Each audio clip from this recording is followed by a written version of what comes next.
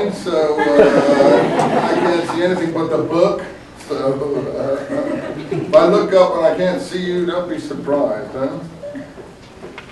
So now, Danny's grandfather was a well-known Hasidic rabbi in a small town in southern Russia. Here he tells the story of Danny's father.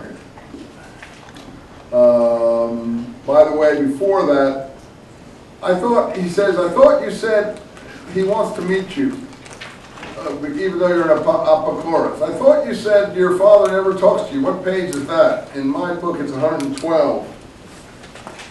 What page is in your book? Must be around 115 or so in your book. I thought you said your father never talks to you. Can you find it? Right before the Bolshevik Revolution, 1917. What? Should be around 115, 116 then. What is it? 116. 16? 116. Yeah, 116. Okay. So he doesn't, except when we studied Talmud. But he did this time. So when they study, he talks to us. I got enough courage to tell him about you, and he said to bring you over. It's the same thing when I asked him to let us have a baseball team. I'd hate to have my father not talk to me. It isn't pleasant, Danny says, but he's a great man. You'll see when you meet him. Is your brother going to be a rabbi? Why do you ask? I don't know. Probably he will. He's really a great man, my father. He saved his community. I never heard about that. I told him. That's right, he said, and told him about his father's early years. Danny's grandfather had been a well-known Hasidic rabbi in a small town in southern Russia. His father had been the second of two sons. That's what I told you. The firstborn son had been in line to inherit the father's position. But during a period of study in Odessa, which is on the Black Sea in Ukraine now, he suddenly vanished. That's right, he disappeared. Some said he'd been murdered. There was even a rumor he converted to Christianity and had gone to France. So it was a great tragedy in the family that the older son disappeared.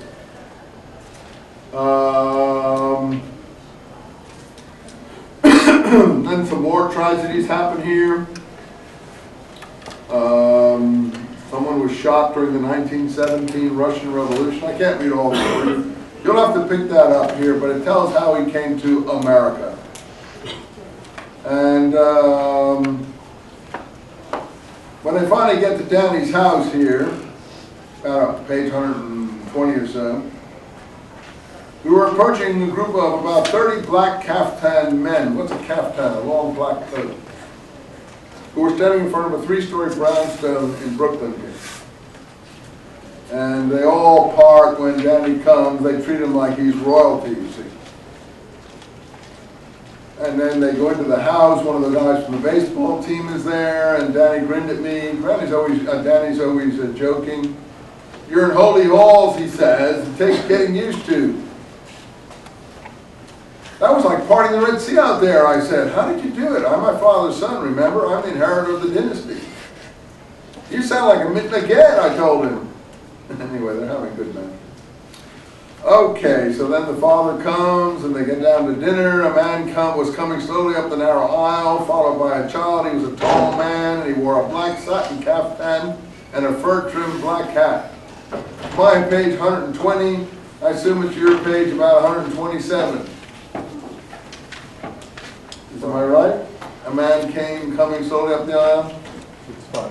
What is it? 125. 125. Sorry about this different page. So that describes Danny's father. It's a pretty interesting scene here. And they go through the whole dinner. You can read that yourself. They start talking about people in the Talmud. And this is where I think maybe they get into that trick situation. I'm not sure.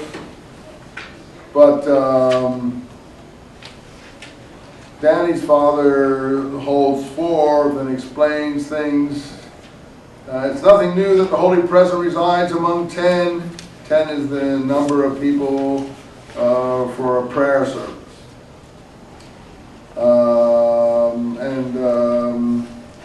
Danny's father starts getting carried away. Talks about the world killing us, the world flouls our skin, the world laughs at Torah, Torah is the law, the world is Amalek. not the world that's commanded to study Torah. He starts getting worked up, and he starts telling all about the numerology that they have. 18 is the number for living. And he starts giving you all this inside information, which is quite interesting, but I don't have time to cover it all. I apologize, I wish I did. There's a lot of interesting information in this book. And they talk about the Talmud, some of the books of the Talmud. Pirkei Avot is a collection of rabbinic maxims. And a chapter of it is studied by many Jews every Sabbath between Passover and the Jewish New Year. That's between April and September. It talks about different parts of the Talmud. Tractates, Sanhedrin, Gittin, Yomah. I have excerpts from those in my New Testament code because there are things in there that relate to usages in the New Testament I show. And if you start to get on top of some of those things, you can see there's moving back and forth. He talks about gematria all through here. Gematria. Gematria is a secret code, which it's not for so secret. You simply reverse the letters. So this is, actually it shows you that the letter G goes to T. You reverse the letter. In other words, A is the last letter, B is the second to last letter, and you just turn the alphabet around and write the word in its reverse order. That's what gematria is, and so they all are playing around with this. These are the games that they like to play. And then comes the mistakes. I don't know what page, it's 136 in mine.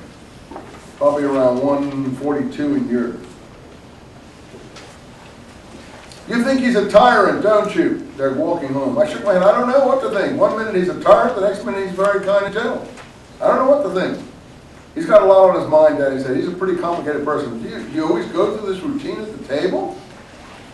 Sure, I don't mind. I enjoy it a little, Danny says. I've never seen anything like it in my life. It's a family tradition, Danny explained. My father's father used to do it to him. It goes way back. It would scare me to death. It's not that bad. The bad part is waiting until he makes the mistake. Apparently he made a mistake that we skipped here, and Reuben is forced to pick him up. But the mistakes aren't really hard to find. He makes one that he knows I can find. It's a kind of game, some game. The second mistake tonight caught me off guard, but he made that one for you. That was very good the way you caught it. Apparently Reuben caught it. Do you remember what the mistake was? I haven't read this recently. Do you recall? Is with the numbers, how... Yeah. Because he's a mathematician. He messes around with the numbers, does he? And Reuben picks